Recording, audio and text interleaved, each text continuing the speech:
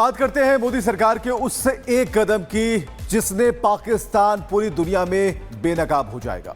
हम बात कर रहे हैं पाकिस्तान की पोल खोलने के लिए विदेश जाने वाले डेलीगेशन की, जो दुनिया भर में जाकर यह बता रहे हैं कि पाकिस्तान आतंक की फैक्ट्री है, आतंकी यही बनाए जाते हैं, पाकिस्तान में उनकी ट्रेनिंग होती है और पाकिस्तान से निकलकर ये आतंकी दुनिया भर के लिए खतरा बन जाते हैं।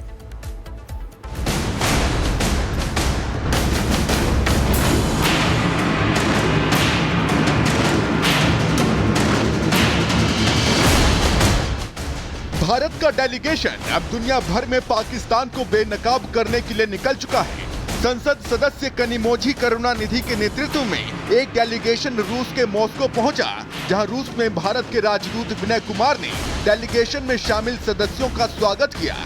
इसके बाद रूस के शीर्ष अधिकारियों के साथ बैठक हुई, जिसमें भारत से गए डेलीगेशन ने यही समझाया कि मुद्दा आतंकवाद है, जिसके लिए पाकिस्तान जिम्मेदार है।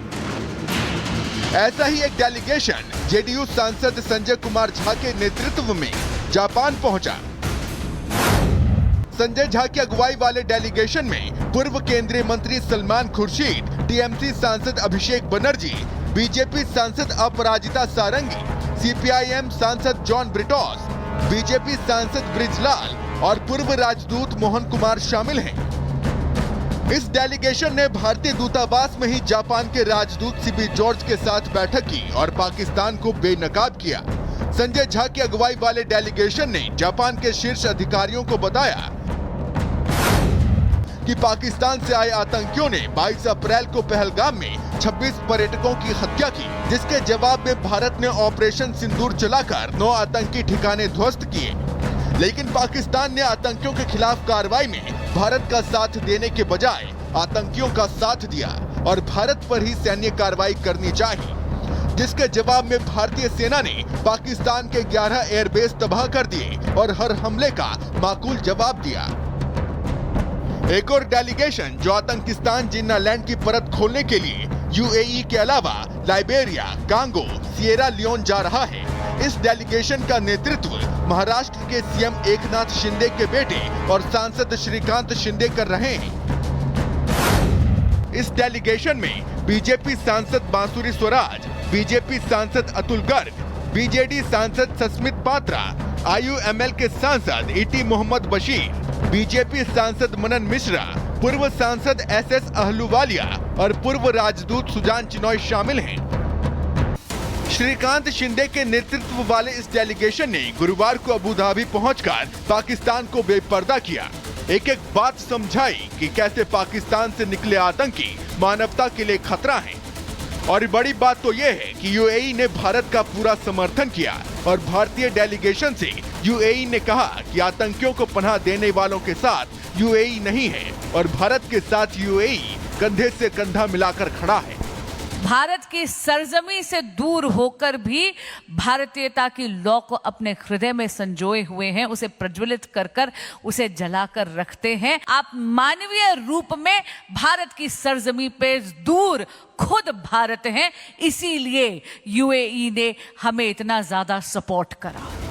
आपको बता दें कि जैसे पाकिस्तान आतंकियों को पालता है, पोसता है, वैसे ही भारत ने ऑपरेशन सिंदूर के बाद पाकिस्तान पर डिप्लोमेटिक स्ट्राइक की है और पाकिस्तान की परत खोलने के लिए ये 7 डेलीगेशन बनाए हैं, जो अलग अलग देशों में जाकर पाकिस्तान को बेपर्दा कर रहे हैं। और बड़ी बात यह है कि डेलीगेशन में सभी दलों के सांसदों को शामिल किया गया है। डेलीगेशन में एनडीए के 31 नेता हैं, कांग्रेस के 5 नेता हैं, वहीं दूसरी दलों के 20 नेता शामिल हैं। अब आपको ये भी बता दें कि पाकिस्तान को बेनकाब करने के लिए आखिर इन 32 देशों को ही क्यों चुना गया। दरअसल अफ्रीका को इसीलिए चुना गया है ताकि आतंक के खिलाफ वैश्विक दक्षिण को एकजुट किया जा सके। खाड़ी देशों को इसलिए चुना गया है ताकि यहां जाकर टेरर फंडिंग और रणनीतिक कमजोरियों को उजागर किया जा सके। यूरोप में डेलीगेशन इसलिए जा रहा है क्योंकि संयुक्त राष्ट्र सुरक्षा परिषद में बात रखने वाले दिग्गज देश हैं। अमेरिका में इसलिए डेलीगेशन भेजा जा रहा है ताकि खुफिया साझेदारी और रणनीतिक सामंजस्य बैठाया जा सके। वहीं पूर्वी एशिया में डेलीगेशन इसलिए जा रहा है ताकि इंडो पैसिफिक की सुरक्षा और आतंकी खतरे से निपटने पर काम किया जा सके। भारत ने ऑपरेशन सिंदूर से एक नई लकीर खींच ली है। प्रधानमंत्री नरेंद्र मोदी ने आतंकवाद के खिलाफ 3 सूत्र तय किए हैं। पहला सूत्र, भारत पर आतंकी हमला हुआ तो करारा जवाब मिलेगा। दूसरा सूत्र, भारत एटम बम की धमकी से डरने वाला नहीं है। तीसरा सूत्र, भारत अब आतंक के आकाओं और आतंक की सरपरस्त सरकार को अलग अलग नहीं देखेगी और दोनों को एक ही मानेगी। आतंकवाद से निपटने के 3 सूत्र तय कर दिए हैं। पहला, भारत पर आतंकी हमला हुआ तो करारा जवाब मिलेगा। समय हमारी सेनाएं तय करेगी, तरीका भी हमारी सेनाएं तय करेगी और शर्तें भी हमारी होगी। दूसरा, एटम बम की गीदड़ बप्तियों से भारत डरने वाला नहीं है। और तीसरा, हम आतंक के आकाओं और आतंकी सरपरस्त सरकार को अलग अलग नहीं देंगे। मतलब साफ है कि कूटनीतिक जंग के साथ साथ सैन्य कार्रवाई भी जारी रहेगी और अब अगर पाकिस्तान की तरफ से पहलगाम जैसी कोई कायराना हरकत हुई तो भारत इसका माकूल जवाब देगा। Bureau report, Republic Bharat. बात करते हैं मोदी सरकार के उस एक कदम की जिसने पाकिस्तान पूरी दुनिया में बेनकाब हो जाएगा। हम बात कर रहे हैं पाकिस्तान की पोल खोलने के लिए विदेश जाने वाले डेलीगेशन की, जो दुनिया भर में जाकर यह बता रहे हैं कि पाकिस्तान आतंक की फैक्ट्री है, आतंकी यही बनाए जाते हैं, पाकिस्तान में उनकी ट्रेनिंग होती है और पाकिस्तान से निकलकर ये आतंकी दुनिया भर के लिए खतरा बन जाते हैं।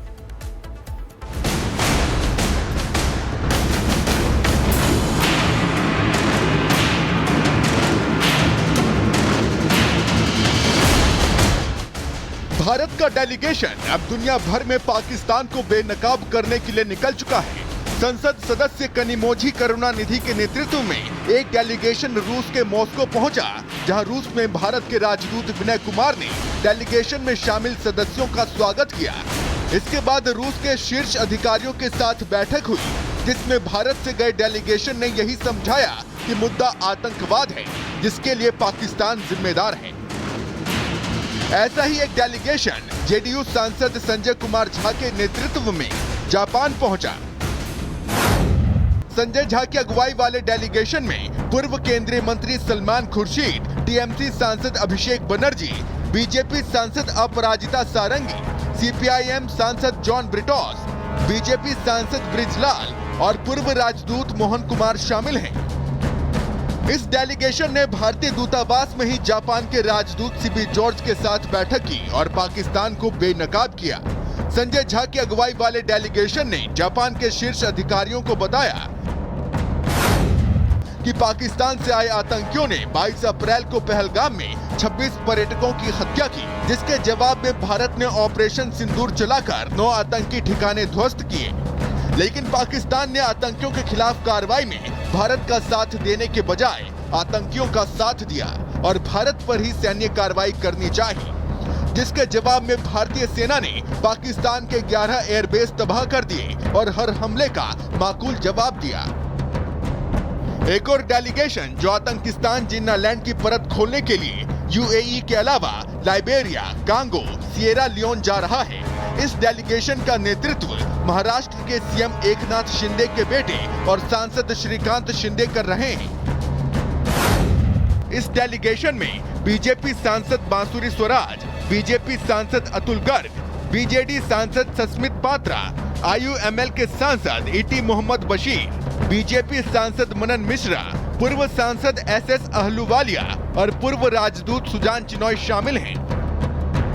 श्रीकांत शिंदे के नेतृत्व वाले इस डेलीगेशन ने गुरुवार को अबू धाबी पहुंचकर पाकिस्तान को बेपर्दा किया, एक एक बात समझाई कि कैसे पाकिस्तान से निकले आतंकी मानवता के लिए खतरा हैं। और बड़ी बात तो यह है कि यूएई ने भारत का पूरा समर्थन किया और भारतीय डेलीगेशन से यूएई ने कहा कि आतंकियों को पनाह देने वालों के साथ यूएई नहीं है और भारत के साथ यूएई कंधे से कंधा मिलाकर खड़ा है।